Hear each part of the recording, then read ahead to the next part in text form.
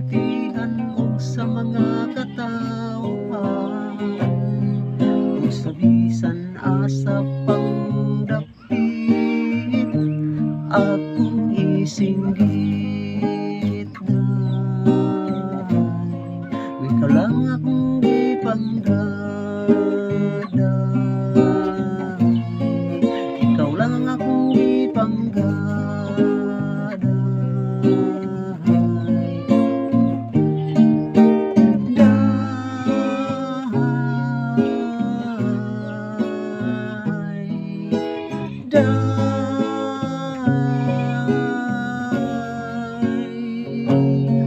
Gusto kong ipawan sa akong mga silingan.